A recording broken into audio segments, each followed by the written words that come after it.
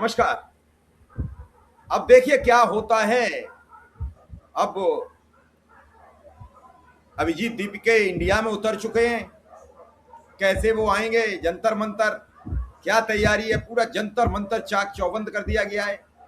बसों की जो पुलिस की है वो बड़ी तादाद में लगा दी गई हैं। जैसे ही लोग इकट्ठे होना शुरू हों तो बसों में भरो और इधर उधर ले जाओ। क्या होगा, अभी परमिशन नहीं ली तो बड़े बसें किस आधार पर जंतर मंतर पर लगाई गई हैं। कई सवाल इस पूरे सिस्टम को खंगाल रहे हैं। क्या बैरिकेटिंग क्यों की जा रही है, क्या क्या तैयारियां हैं इस देश में, आखिर ऐसा क्या होगा कल। कल पर सबकी निगाहें टिकी हुई हैं। अगर धड़कनें बीजेपी की बड़ी हुई हैं तो धड़कनें कांग्रेस की भी बड़ी होंगी, क्योंकि होगा क्या। उधर कई लोगों ने केजरीवाल का आह्वान कर दिया है कि आप भी आइए। कई कौन कौन पहुंचेगा ये कल तय होगा। किस किस को घर में पुलिस नजरबंद कर देगी ये कल तय होगा। अभी मतलब दिन में तय होगा, अभी 10 बजे हैं। जैसे जैसे आगे बढ़ेगा दिन, कौन कौन पहुंच रहा है, कोई छिप के पहुंचेगा, कोई डुब के पहुंचेगा। पहले परमिशन कितने बजे की होती है, क्या मिलती है, क्या तैयारियां हैं। हालांकि अभिजीत दीपके ने यह कह दिया एयरपोर्ट पर कोई मत आइए। तो कौन कौन पहुंचा एयरपोर्ट और कौन कौन नहीं पहुंचा। क्या अभिजीत दीपिके अब सुरक्षित आ चुके हैं एयरपोर्ट से यहां तक कि नहीं। कई सवाल हैं। इन सभी सवालों को समझने के लिए अब संजय सर के पास चलते हैं कि आखिर आंदोलन हुआ कि बवाल हो गया, जी का जंजाल हो गया। नहीं, ये ऐसा आंदोलन है जो बिना हुए सफल हो गया। और जो मकसद होता है किसी आंदोलन का कि सरकार को संदेश पहुंचाना या अपनी मांग बताना, वो तो कन्वे हो गया, सारी दुनिया जान गई। मान आंदोलन हुआ ही नहीं अभी और सबको पता है कि आंदोलन किस लिए हो रहा है। और ये दिखाई दे रहा है कि सरकार परेशान है, उसको रोकने का सारा इंतजाम हो चुका है। वो मैंने दिखा दिया खबरों में लोगों ने। मैंने ठीक है, गोदी मीडिया में या मेनलाइन मीडिया में वो सब नहीं दिखता है तो नहीं दिखा, लेकिन सोशल मीडिया पे इतना बढ़िया से है कि कुछ कहने लायक नहीं। और ये अपील है कि जो लोग भी कल उसमें जाएं वो अपना लाइव रखें और रिकॉर्डिंग करते रहें। तो अब आप समझिए कि जो लोग भी जाएं सबके लिए है। अगर तो 1500 लोग भी अगर लाइव रिकॉर्ड करके उसको दिखा रहे हैं तो समझ लीजिए कि क्या होने वाला है। और जो भी होगा, मतलब अगर नहीं रैली होगी तो भी, और हो जाएगा तो कोई बात ही नहीं। तो दोनों में भी होने या नहीं होने में मांग तो यही करनी है कि धर्मेंद्र प्रधान इस्तीफा दें। और धर्मेंद्र प्रधान क्यों इस्तीफा दें वो सबको पता है। और धर्मेंद्र प्रधान ने क्या किया है या देश में शिक्षा का क्या हाल है या युवक क्यों नाराज है वो सब हो गया। तो कुछ बचता नहीं है कि अब आंदोलन हो या ना हो। मैंने शुरुआत ही हुई थी डिजिटल, और चूंकि बहुत ज्यादा लोकप्रिय था या मांग ऐसा था या आइडिया ऐसा था कि एक साथ इसको बहुत लोग इसके साथ जुड़ते गए और इतना बड़ा हो गया कि सरकार घबराने लगी तो इसके हैंडल बंद करवाए गए तो और ज्यादा उसका असर हुआ। और जो कुछ भी हुआ उसका असर ये हुआ कि इसको लोकप्रियता मिलती गई। और ये लोकप्रियता मतलब राजनीतिक दलों को इतनी तेजी से नहीं मिली है और एक मामूली शुरुआतकर्ता को मिल गई। और पहले लग रहा था कि सिर्फ एक आदमी है और उसके कितने फॉलोअर होंगे, लेकिन बाद में उसने प्रेस कॉन्फ्रेंस वगैरह सब कर दी, प्रवक्ता घोषित कर दिए। जो प्रवक्ता मैंने जैसा कल कहा था कि सब इन्फ्लुएंसर हैं तो उनका अपना अलग प्रभाव है। सोनम वांगचुक जुड़ी गए, सब लोग सब कुछ है। तो प्रशांत भूषण ने उसके बारे में कहा है, ध्रुव राठी ने अपील की है। तो मैंने जितने इन्फ्लुएंसर्स बड़े नामी ज्यादा प्रभाव वाले या ज्यादा पहुंच वाले हैं सब लोग इसके साथ हैं, इसके समर्थन में हैं। और जो गड़बड़ियां हो सकती हैं उससे भी पहले ही अलर्ट कर दिया गया है। जैसे हवाई अड्डे पे भीड़ हो जाती तो गिरफ्तार किया जा सकता था, तो पहले कह दिया कि आने की जरूरत ही नहीं है, मैं चलाऊंगा। परमिशन में भी उनका ये जुड़ा हुआ है कि परमिशन पहले से क्यों ले, हमें जब करना होगा तब लेंगे। हमने तो अपील ही सार्वजनिक है और कितने लोग आएंगे कैसे नहीं आएंगे, और वो हम सीधे थाने में पहुंचेंगे। अब थाने को तो नहीं घेराव किया जा सकता है, थाने का तो घेराव नहीं करेंगे। और थाने में ही अगर काफी लोग पहुंच गए तो जंतर मंतर जाने की जरूरत क्या है। और थाने का ही घेराव करना पड़ गया तो प्रदर्शन हो ना हो क्या फर्क पड़ने वाला है, वो चर्चा हो जाएगा। तो जो सब भी होगा या नहीं होगा दोनों ही खबर है। और इस तरह के आंदोलन का मकसद ही खबर करना होता है या लोगों को जागरूक करना होता है या सूचना पहुंचानी होती है या अपनी मांग पहुंचानी होती है। वो सब हो गया, लेकिन सब होने के बावजूद धर्मेंद्र प्रधान का इस्तीफा नहीं हुआ। वो सरकार की अलग बड़ी जिद। मैंने अगर इस्तीफा ले लेते तो क्या फर्क पड़ता था। और धर्मेंद्र प्रधान जैसे सरकारी अधिकारियों का तबादला हुआ, ऐसे धर्मेंद्र प्रधान को भी कुछ दिन बाद कहीं और मंत्री बनाया जा सकता था, वगैरह वगैरह। तो वो सब नहीं कर रही है सरकार, वो उनकी अपनी राजनीति है। लेकिन जैसा मैं शुरू से कह रहा हूं कि इस्तीफा तो प्रधानमंत्री का होना चाहिए, और प्रधानमंत्री जब इस्तीफा इनका किस बात पर मांगेंगे और इनका नहीं मांगेंगे तो प्रधानमंत्री इस्तीफा कैसे देंगे, वगैरह वगैरह। और प्रधानमंत्री का वो 10 तारीख को जो नेहरू जी से लंबा कार्यकाल होने वाला है, तो उसका इंतजार है, हो सकता है उसके बाद इस्तीफा दे दे, पता नहीं, जो कुछ भी है। तो सब मिलाकर के बहुत दिलचस्प है।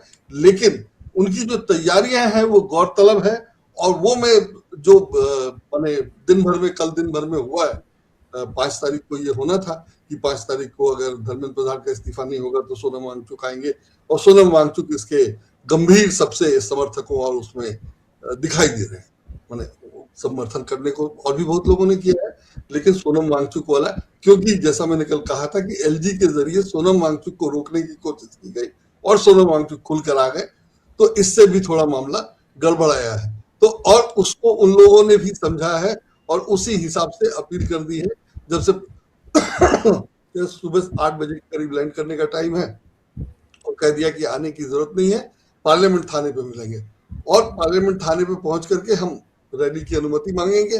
उम्मीद है कि मिल जाएंगे, अब नहीं मिलेगी तो क्यों नहीं मिलेगी, और उम्मीद है कि मिल जाएगी का मतलब सरकार के माने बॉल उस कोर्ट में डाल दिया गया है, दो तो ठीक, नहीं दो तो ठीक, नहीं दो तो फिर कहा जाएगा कि सरकार ने परमिशन दी, या मैंने विक्टिम कार्ड वहां खेला जा सकता है। हालांकि जरूरत ही नहीं विक्टिम कार्ड करने की, क्योंकि वो थाने में पहुंच जाएंगे, 150 लोग 500 लोग तो हो गया, और थाने को तो नहीं घेरा जाना चाहिए, नहीं घेरा जाएगा, और थाने में 500 लोग पहुंच गए तो हो गया प्रदर्शन। यही होता है जंतर मंतर पर प्रदर्शन, 500,000 लोगों का ही होना है, 1 लाख 2 लाख 5 लाख का तो होना नहीं। तो देखा जाए क्या होता है, और अगर ज्यादा लोग आ जाते हैं तो उसका क्या होगा, वो अपनी जगह है, तो वो भी है। और ये जो पहले अनुमति लेने का मामला है, उसका भी इन लोगों ने विरोध किया है, और मुझे लगता है कि वो भी एक मुद्दा है। और रोकने की तैयारी है कि रैली नहीं हो, उसके लिए रोकने की तैयारी, बसें, बैरिकेड्स, सब कुछ लगा दिया गया है बुरी तरह से, और बुरी तरह से लगाया गया है, जो सरकार मने अमूमन बहुत बड़े मामलों में करती है, वैसा ही किया गया है। हालांकि सब प्रदर्शन होते रहे हैं, लोगों को हटाया जाता रहा है। इस बार सरकार की जिद है या सरकार भी तय नहीं कर पा रही होगी, मुझे नहीं पता क्या स्थिति है, लेकिन जो कुछ भी है वो दिलचस्प है। तो और सरकार के विरोध का आलम यह है कि मधु किश्वर ने लिखा है कि उनके खिलाफ जो चंडीगढ़ में एफआईआर है, या उनको जमानत के लिए वकील ढूंढने में दिक्कत हो रही है, और आमतौर पे उनको वकील नहीं मिला, तो अंततः उनको कपिल सिब्बल से कहना पड़ा। कपिल सिब्बल ने किसी से कहा, कपिल सिब्बल ने इनके लिए पैरवी की, फिर भी इनको अग्रिम जमानत नहीं मिली। तो ये एक मधु किश्वर ने कहा है कि जो स्थितियां हैं, तो उसमें उसके बावजूद ये दीपिके ने कहा है, विजय दीपिके ने, कि मैं संविधान को समर्पित कर रहा हूं और गिरफ्तारी के लिए वो तैयार है। सोनम वांगचुक ने तैयारी कही दिया था, तो दोनों लोग गिरफ्तारी के लिए तैयार है और गिरफ्तारी से नहीं डर रहे हैं, तो ये भी एक बड़ा मामला है। दूसरी तरफ मैंने कांग्रेस के समर्थक प्रचारक जो लोग हैं, वो लोग तो कह ही रहे हैं कि कांग्रेस को नहीं जाना चाहिए। बीजेपी वाले लोग इसका विरोध कर रहे हैं और बता रहे हैं कि जैसे कल हम लोगों ने बात की कि ये क्या कहते हैं, प्रेस कॉन्फ्रेंस की अनुमति कॉन्स्टिट्यूशन क्लब में कैसे मिली, तो इसलिए वो समर्थक हैं, और ये वो, लेकिन वो सब है नहीं, और वो सब स्पष्टीकरण हो चुका है। जो नहीं जानते हैं या जानबूझकर लोग उसको मुद्दा बना रहे हैं, तो वो सब अपनी जगह है, और इससे वो लोग पूरी तरह सतर्क हैं। और अभिजीत दीपके ने यह भी कहा है कि बाहरी तत्व उसमें हिंसा कर सकते हैं, हमें कानून का पालन करना है, हमें कुछ भी गैर कानूनी नहीं करना है, ये किसी से झगड़ा नहीं करना है, और सब कुछ ये है कि खाली पेट नहीं आना है, पानी रखना है, सब कुछ है। और उसमें कुछ लोगों ने ये मिर्ची पेपर स्प्रे टाइप की चीजें लेकर के कहा कि ये सब हम रखेंगे, तो उसका भी विरोध किया। तो मुझे लगता है कि उस तरह से सब चीज पूरी सावधानी बरती गई है, संदेश दे दिया गया है, और इस बात की कोई गुंजाइश नहीं छोड़ी गई है कि कुछ गड़बड़ हो सके या हो जाए। और जैसा कि पहले होता रहा है, तो इस बार सतर्कता इसमें काफी है, सब लोगों ने बता दिया है, तो सतर्कता भी है। और ये मंच इतना बड़ा हो गया है कि अब इसमें धर्मेंद्र प्रधान के अलावा अभी नितिन गडकरी का भी जोड़ दिया गया। अभी मैं एक वीडियो देख रहा था कि मैं एक कॉकरोच हूँ और नितिन गडकरी बताएं कि ये कैसे सड़क बनवा रहे हैं जो टूट जा रही है, ये गाड़ियों पर इतना टैक्स है, उसके बावजूद उस पर ये आल्टो हो या 6 लाख की गाड़ी हो या 60 लाख की, उस पर आप टैक्स बराबर लेते हैं। दोनों को लग्जरी कार मानते हैं, दोनों पे लग्जरी टैक्स लगता है और पेट्रोल से लेकर सब चीज पे टैक्स लेने के बावजूद आप टोल टैक्स लेते हैं। टोल टैक्स भी ऑटो पे मैंने 4 व्हीलर पे बराबर है, तो 6 लाख की गाड़ी हो या 60 लाख की गाड़ी हो, दोनों पे बराबर लगेगा। तो ये सब क्या हो रहा है, कैसे चल रहा है? तो मतलब अभी तक ये होता था कि इन चीजों का सरकार विरोध नहीं होता था और ये एक बड़े मंच से विरोध होने लगा। मतलब जाहिर है सरकार ने ज्यादती की है, बहुत ज्यादा टैक्स लगा दिए हैं और टैक्स, एक तो टैक्स ज्यादा है, जो नहीं लगना चाहिए था वो भी लगता है। और टैक्स में पहले क्या होता था कि छोटे विक्रेता से अगर आप लेंगे, इसका टर्नओवर कम है तो उसमें टैक्स नहीं लगता था। अब जीएसटी ऐसा लागू कर दिया गया जबरदस्ती कि कोई छोटे विक्रेता को भी जीएसटी रजिस्ट्रेशन करा दिया गया है और छोटे विक्रेता से भी आप कर देंगे तो जीएसटी लगता है। तो जीएसटी से बचने का कोई उपाय नहीं है और हर आदमी को छोटी दुकान से भी खरीदिए, कहीं से भी खरीदिए, मोहल्ले की दुकान से भी खरीदिए, तो जीएसटी लगता है। तो अब उस समय तो विरोध नहीं हुआ वैसा जैसा होना चाहिए था और अब उसका विरोध हो रहा है इसके बैनर तरह, कॉकरोच जनता पार्टी के तरह। एक ये भी था कि मुख्य न्यायाधीश कहीं विदेश गए हुए हैं, वहां उनसे सवाल किया जा रहा है और साफ साफ सवाल सुनाने के बाद कहा गया, जाहिर है वो सवाल इसी पे था, लोकतंत्र वगैरह पे था और सवाल हम नहीं लेंगे, जो भी कारण बताएगा। उन्हें सवाल पूछा गया और मुख्य न्यायाधीश ने उसका जवाब नहीं दिया और वीडियो यही था कि मुख्य न्यायाधीश से विदेश में भी मुश्किल सवाल पूछे जा रहे हैं। तो जो स्थितियां हैं, जो अभी तक चल रहा था कि सरकार कुछ भी कर रही थी, उसका विरोध नहीं हो रहा था और या विरोध हो रहा था तो दिखाई नहीं पड़ रहा था, वो अब विरोध हो भी रहा है और दिखाई भी पड़ रहा है और पहली बार हो रहा है कि किसी मंत्री के इस्तीफे के लिए इतने लोग सक्रिय हैं या इतने लोग मांग कर रहे हैं और सरकार फिर भी टस से मस नहीं है। और इन सब के साथ साथ क्योंकि धर्मेंद्र प्रधान का इस्तीफा मांगना है, शिक्षा मंत्रालय का मामला है, तो उससे जुड़े तमाम मामले आ रहे हैं कि क्या क्या गड़बड़ी है। जैसे एक किसी ने, मैं कॉकरोच हूँ और मैं बता रहा हूँ कि कॉपी चेकिंग करने में क्या क्या गड़बड़ हुई, अब उसका वीडियो सोशल मीडिया पे है और वो दिखा रहा है कि देखिए इसमें नंबर नहीं दिया गया है, इसमें क्यों 3 नंबर का सवाल था, 1 नंबर क्यों दिया गया है। इस तरह से दिखाया गया है कि कॉपी चेकिंग तक की गड़बड़ी है। और इतना ही नहीं, जी की परीक्षा माने जी जॉइंट एंट्रेंस एग्जामिनेशन जो इंजीनियरिंग कॉलेज में एडमिशन के लिए होता है, उसकी परीक्षा में क्या क्या गड़बड़ी हुई है वो भी दिखाया जा रहा है। उसमें गड़बड़ी हुई जी वाले में कि जो कॉपी जहां क्लाउड पे जहां होस्ट किया जाता है वो सुरक्षित नहीं है और सारे डाटा लीक हो गए हैं। और ये भी खबर है कि सीबीएसई का डाटा जो है वो इंटरनेट पे लोग बेच रहे हैं कि पैसा दीजिए तो दिल्ली के स्टूडेंट्स का डाटा इतने में, पूरे इस स्टेट का डाटा इतने में, और सब पैसे लगा करके स्टूडेंट्स का डाटा बिक रहा है, जो सीबीएसई की ढिलाई के कारण हुआ है। और वैसा ही अब बताया जा रहा है कि ज्वाइंट एंट्रेंस एग्जामिनेशन जी में भी हुआ जो इंजीनियरिंग वाला होता है। तो शिक्षा मंत्रालय की नालायकी एकदम खुलकर सामने आ गई है। हालांकि वो नालायकी नहीं है, वो इरादतन किया गया है, इसमें अब कोई शक नहीं है, क्योंकि तो इतनी नालायकी हो नहीं सकती है बिना प्रयास मैंने प्रयास के साथ किया जाएगा तभी इतनी गड़बड़ियां होंगी, और नहीं तो ये पुराना सिस्टम भी चल रहा होता तो इतनी गलतियां नहीं होती। और जाहिर है सब कुछ चेंज किया गया है, नया सिस्टम लगाया गया है, और इसीलिए ये स्थिति बनी है। इसमें राघव चड्ढा का भी नाम आ रहा है कि राघव चड्ढा अब कहाँ है। राघव चड्ढा पहले बहुत बात करते थे बच्चों की और युवा की और शिक्षा की वगैरह वगैरह, तो वो उन्होंने इस पर अभी तक कुछ नहीं कहा है, ये भी एक मुद्दा है। तो सब मिला करके जो है अगर ये आंदोलन सही नहीं भी हो पाता, मैंने नहीं कैसे होगा और होना क्या था, इन लोगों को एक जगह इकट्ठा ही होना था, तो वो अब जगह बदल गई है। उसने कहा कि थाने पे मिलते हैं और मुझे लगता है कि थाने पे ही कल काफी भीड़ हो जाएगी और उसके बाद वो रैली स्थल पर जाने दे ना जाने दे, जो मैसेज कन्वे होना है वो हो गया, अभी ही हो गया है, तो कल तो हो ही जाएगा दिन भर में। और जैसे कहा गया है कि सब लोगों को लाइव करना है और 3 उसके जो इन्फ्लुएंसर हैं और अगर ध्रुव राठी हैं, तो माने मुझे लगता है कि जितने लोग सोशल मीडिया पे हैं सबको कवर किया जा सकता है और सब लोग कवर हो जाएंगे। तो बहुत बड़ी संख्या है और ये भी खबर है कि इस आंदोलन के बाद इसकी ये फॉलोइंग कम हुई है, कहाँ किसकी बढ़ गई है, ये सब भी है और सब मिला करके लग रहा है कि काफी प्रभावशाली सिद्ध हो रहा है कॉकरोच जनता पार्टी। मिश्रा जी। सर कई चीजें आ रही हैं निकल के कि क्या क्या लेके जाना है, क्या क्या करके जाना है। मेरा मानना है आज अभी कई एकदम ट्वीट निकल के आ गए हैं उनके, सौरभ दास के, प्रधानमंत्री को जन्मदिन की विश करना, किसी भी चुनाव जीतने पर बधाई देना, अब ये सब चीजें आएंगी। बिल्कुल। क्या इसकी सच्चाई होगी? ये 2017 के 4-5 ट्वीट आ गए, अभी जस्ट आए, जस्ट मार्केट में। बिल्कुल बिल्कुल। तो कौन किसका साथी अभी तय नहीं हो पा रहा है। नहीं, हाँ, उस पर भी बात होनी चाहिए। वो साथी नहीं है, माने मुझे एकदम लगता है कि ये जो है पूरा स्वतः स्फूर्त है।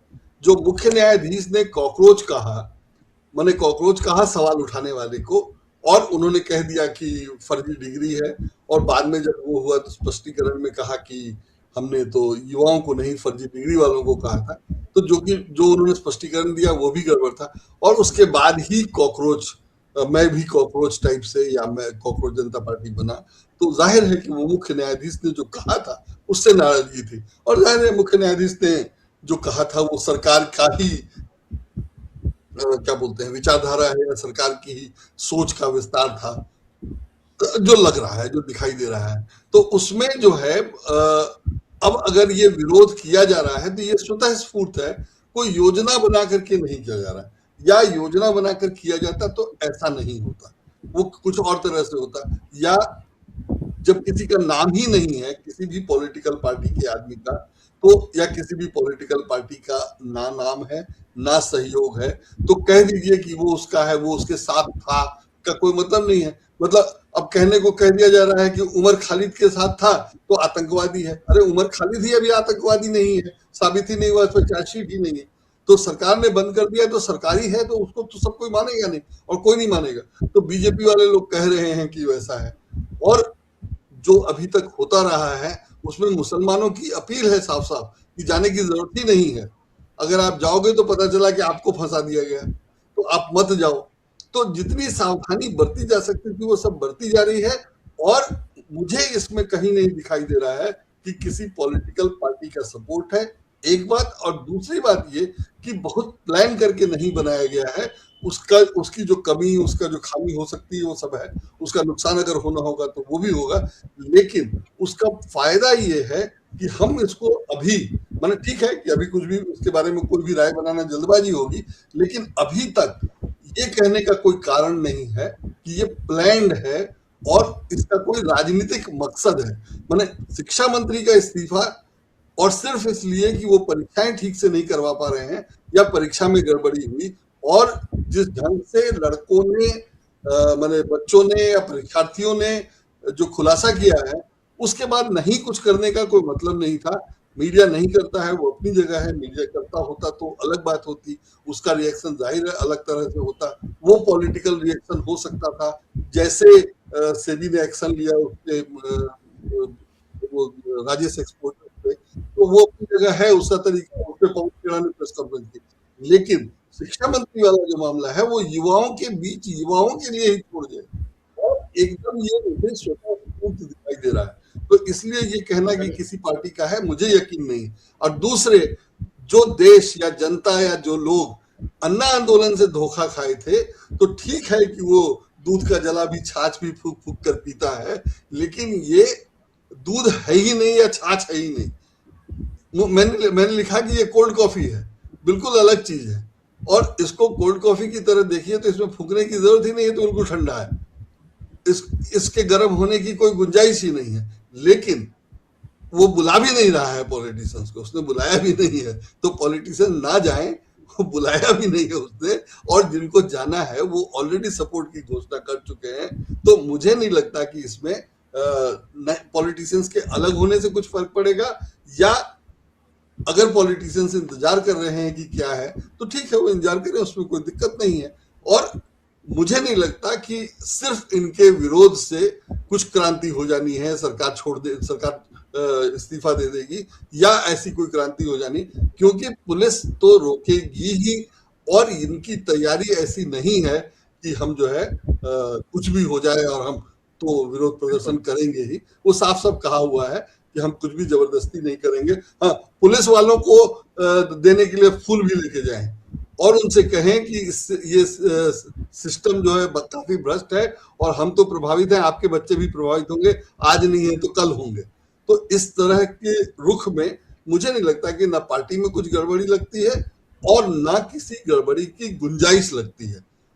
हालांकि गड़बड़ी तो करवाई जाती है, तो वो करवा पाएंगे कि नहीं करवा पाएंगे वो भी कल देखने लायक होगा, क्योंकि गड़बड़ी तो बाहर से करवाई जाती है, वो तो अंदर वाले लोग तो नहीं करते हैं, या अंदर वाले लोग अंदर ही कुछ लोग घुस जाते हैं, तो उससे सावधानी बरतने के लिए भी पूरी व्यवस्था की गई है, पोस्टर वोस्टर सब तैयार किया गया है। तो मुझे लगता है कि वो भी नहीं होगा और इसका कोई पॉलिटिकल उद्देश्य नहीं है, एक दबाव बनाना है कि शिक्षा में जो गड़बड़ियां हैं उसको ठीक किया जाए और इसके लिए बुनियादी जरूरत है कि शिक्षा मंत्री को हटाया जाए।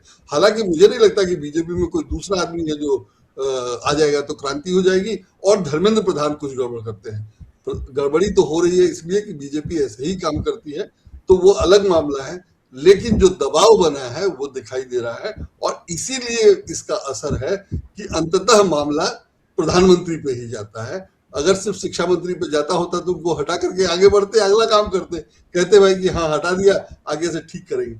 लेकिन चूंकि इनकी इच्छा शक्ति ही नहीं है कि कुछ ठीक करना है या ठीक कर ही नहीं सकते हैं, सो है। हाँ, दूसरी बात ये भी है कि एक खबर ये भी थी कि नीट का पेपर फिर लीक हो गया, टेलीग्राम ग्रुप में रीनीट का पेपर फिर लीक हो रहा है और एग्जाम ये टेलीग्राम में ग्रुप में उसके 35,000 रुपए मांगे जा रहे हैं कि 35,000 रुपए दो, हम तुमको क्वेश्चन दे देंगे। एक चीज, और दूसरा कि सरकार ने कहने को कह दिया है कि सेना क्वेश्चन पेपर पहुंचाएगी, लेकिन पहुंचाने में तो क्वेश्चन लीक होता नहीं है, क्वेश्चन तो लीक होता है सेटिंग के समय और जहां प्रिंटिंग प्रेस में छपता है वहां से, तो पहुंचाने में तो लीक हुआ नहीं कभी। तो पहुंचाने के लिए व्यवस्था सेना ने कर दी है, बाकी सब अगर वैसे ही है और अगर ये खबर आ गई कि एनटीए लीक कर 35,000 में एडवांस मिल रहा है, 35,000 एडवांस देना है, तो एनटीए ने अपनी कार्रवाई शुरू कर दी है, पुलिस की जांच होगी वगैरह वगैरह, तो वो अपना करेंगी जो करेंगे और इससे उम्मीद है कि नहीं लीक होगा। लेकिन मुझे लगता है कि अगर 35,000 रुपए में मिल रहा था तो किसी अधिकारी को या किसी खुफिया वाले को वो क्वेश्चन पेपर खरीदने के लिए उससे पैसे देने चाहिए थे, उससे खरीदना चाहिए था और तब आपका सिस्टम पकड़ा जाता। तो जाहिर है कि अगर दूसरी बार भी चोरी हो जाएगी या दूसरी बार भी पकड़ी जाएगी तो सरकार क्या मुंह दिखाने लायक रहेगी, इसलिए उनको पहले ही रोकना है। तो पहले ही रोकने के लिए कार्रवाई कर दी गई, वो खबर छपेगी नहीं और लीक जब हो जाएगा, जब नहीं रोकने लायक होगा, तब ये स्वीकार करेंगे, हालांकि अभी पिछला ही स्वीकार नहीं किया। तो जो सरकार की हालत है वो अपनी जगह है और सरकार की अक्षमता, अयोग्यता या इच्छा शक्ति नहीं होना, जो कुछ भी कहिए वो है ही है। तो इसलिए भी इस आंदोलन का दबाव ज्यादा है और इसीलिए इससे अपेक्षा भी ज्यादा है कि अगर सरकार इस दबाव में धर्मेंद्र प्रधान को हटा ही देती है तो उसके बाद उसको सरकार के या बीजेपी की पॉलिटिक्स को कैसे देखा जाएगा, वो अपनी जाए, या बीजेपी आगे पॉलिटिक्स कैसे करेगी, वो सब भी देखने लायक होगा। तो मुझे लगता है कि एक बहुत मुश्किल मुकाम पे है सरकार और वो कल क्लियर होगा कि क्या होता है, या कल भी क्लियर शायद ना हो, आंदोलन हो ना हो, कल कुछ समझ में नहीं आएगा, तो वो भी 2-4 दिन बाद समझ में आएगा। तो प्रधानमंत्री नेहरू जी का रिकॉर्ड पार कर लेंगे तब प्रधानमंत्री कुछ सोचेंगे, ये भी हो सकता है। चलिए सर, फिलहाल आपने बड़ी गंभीर जानकारी दी है और इस जानकारी को दर्शक देखें और सराहें। आपका बहुत बहुत आभार, बहुत बहुत धन्यवाद।